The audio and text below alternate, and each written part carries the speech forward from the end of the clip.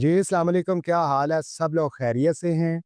मेरे हाथ में जिस पौधे की आप ब्रांच देख रहे हैं, इस पौधे का नाम है मुश्क हबीब और मुश्क अंबर भी इसे कहा जाता है। ये एक खुशबूदार पौधा है, इसके ऊपर फूल-फल वगैरह नहीं बनते। इसकी लोकेशन यही होती है, ये बहुत ही आहिस्ता ग्रो करता है मगर इसकी एक बहुत बड़ी क्वालिटी है, जिस गार्डन में होगा, उस गार्डन में इंसेक्ट का अटैक बहुत कम होगा। इसकी खुशबू से इंसेक्ट दूर भागते हैं। दूसरा फ़ायदा ये है, ये आपके गार्डन को खुशबू से भर देगा। अगर आपने अपने गार्डन में इस पौधे को जगह नहीं दी, ज़रूर जगह दें। इस प्लांट को आप हर नर्सरी से हासिल कर सकते हैं। नर्सरी से इसे हासिल करते हैं तो 100 से ₹150 में ये छोटा प्लांट आपको मिल सकता है।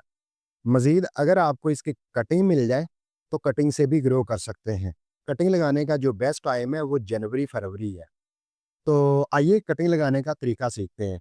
कटिंग लगाने के लिए आप किसी भी एक ब्रांच को सेलेक्ट कर लें, जिस तरह ये ब्रांच देख रहे हैं, ये वाली।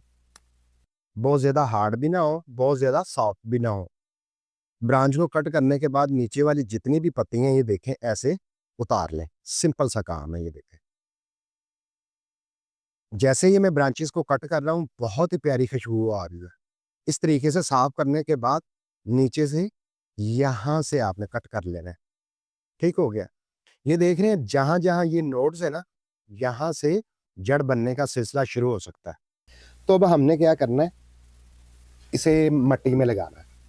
सबसे पहले आपने लेना है इस तरह का पॉट जिसके नीचे होल हो और पॉट छोटा हो। जितना पॉट छोटा होगा, हमारी कटिंग उतने अच्छे तरीके से ग्रो करेगी। ठीक हो गया? ऐसे पॉट का इंतखाब करने के बाद इस तरह की रेतली मिट्टी ले लें।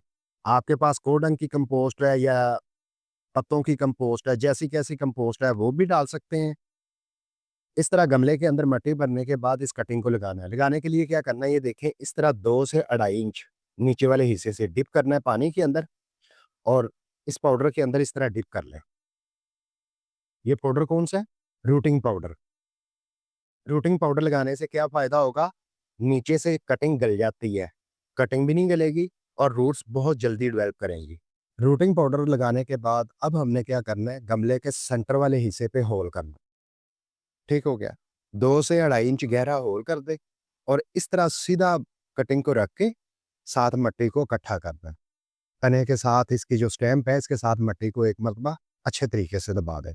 सिंपल सा कटिंग लगाने का ये तरीका मुकम्मल हो चुका है। अब हमने क्या करना है, पानी लगाना है। पहला पानी इतना लगाना है कि गमले का 80% हिस्सा भीगना चाहिए। बार-बार पानी नहीं लगाना, जैसे ही मिट्टी की जो ऊपर वाली सतह है खुश्क नज़र आए, हल्का-सा पानी दे सकते हैं। इसके अलावा ना इसके ऊपर पेस्टिसाइड स्प्रे करने की ज़रूरत है। मज़ीद इस प्लांट के लिए बहुत ज़्यादा खादों की या और केयर की ज़रूरत नहीं है। इसे उठा के ऐसे एरिया में रखना है जहाँ पर डायरेक्ट सनलाइट ना आती हो, यानी कि इनडायरेक्ट सनलाइट आती हो, यानी कि तेज़ रोशनी हो, ऐसी लोकेशन पर रखना है। तो फिर मिलता हूँ अगली अपडेट के साथ। कटिंग को लगाए हुए आज 60 से 70 दिन गुज़र चुके हैं। कटिंग बहुत अच्छे तरीके से ग्रो कर रही है मगर एक छोटा-सा मसला पैदा हो चुका है, यानी कि इसके ऊपर फंगस का अटैक हो चुका है। जिन ब्रांचेज़ में फंगस का अटैक हुआ है, वो ब्रांचेज़ खुश्क होना शुरू हो गई हैं, पत्तियाँ खुश्क होना शुरू हो चुकी हैं।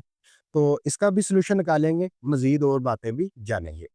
तो सबसे पहले हमने क्या करना है, जितनी भी ब्रांचेज़ खुश्क हैं, इनको साफ़ करना है। इसके बाद हमने क्या करना है, सिंपल सा काम है, इस तरह आपने स्प्रे करना है, लेकिन स्प्रे आपने कीड़े मार नहीं करना, क्योंकि कीड़े इसके ऊपर अटैक करते ही नहीं हैं। फंगस को खत्म करने के लिए इसके ऊपर हमने फंगसाइड ही स्प्रे करना है। ठीक हो गया? तभी फ़ायदा होगा। इसके बाद हमने क्या करना है, 2 महीने के बाद ये पहली खाद दे रहा हूँ, जो कि लिक्विड फ़ॉर्म में है और बनाना पील की है। फिर आइंदा हम कम से कम 1 महीने के बाद ही खाद देंगे। पौधे की अच्छी ग्रोथ के लिए कोई भी ऐसी खाद दे सकते हैं जिसके अंदर नाइट्रोजन की क्वांटिटी ज़्यादा हो।